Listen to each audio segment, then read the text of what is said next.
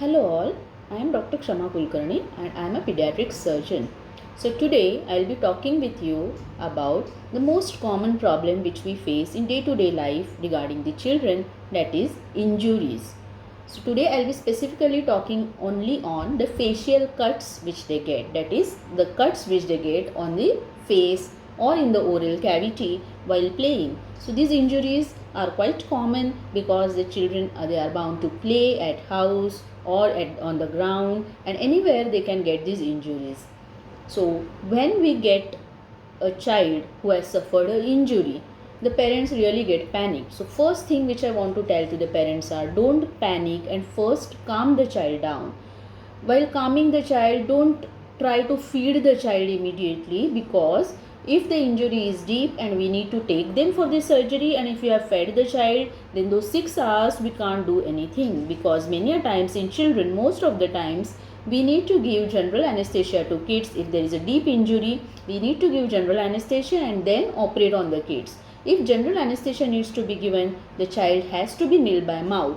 It's very common that once the child gets injured, the parents try to feed the child. They give all sorts of, they give chocolates or they give anything just to calm that child. But then those golden hour or that time is really wasted if we need to take the child for surgery. So rather than that, if you are really worried, you can just give some sips of water to the child or some sugar, but then don't try to feed the child.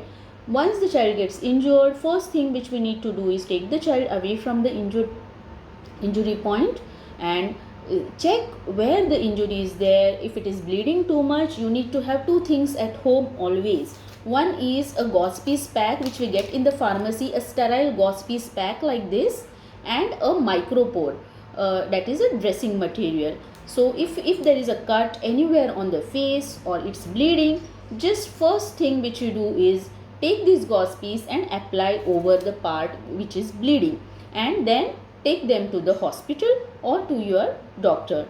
Once the doctor assesses, usually these injuries, when you are seeing this injury, you know that if the cut is deep and you can assess that the child will need surgery, need suturing, in that case you can directly contact your pediatric surgeon for help and for the consultation whether the suturing is needed or not. If the injuries are superficial, we can apply a glue and then the injury sticks. Sometimes we may not need anything to be done if the bleeding stops, but then many a times the bleeding stops for a while, and then when we start cleaning the wound, again it starts bleeding, because if there is a deep injury, in those cases they require surgery in the sense the suturing.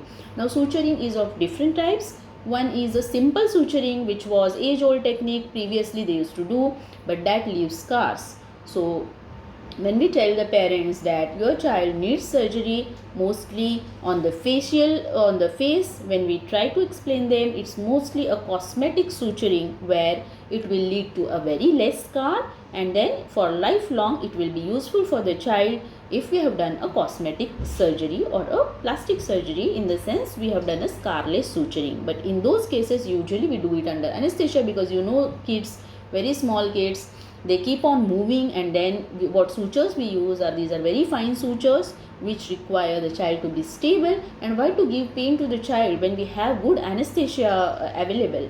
In those cases we give them anesthesia, general anesthesia, and then we do the surgery, so that it leaves very less mark or almost no mark.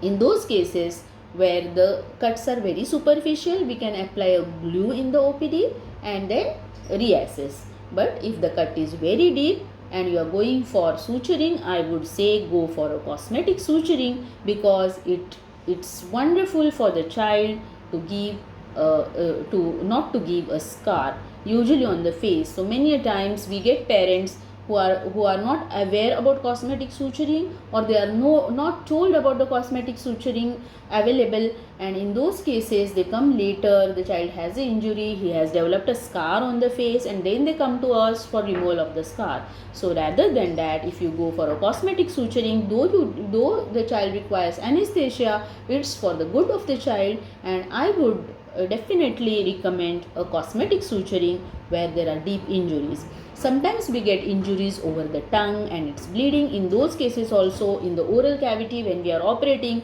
we know that the children they won't allow you to do the suturing. In those cases we need to give them anesthesia. So bring them nail by mouth, we do the suturing and then we send them home.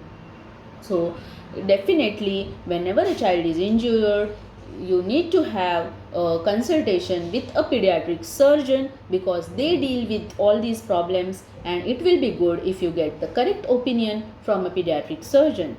Thank you.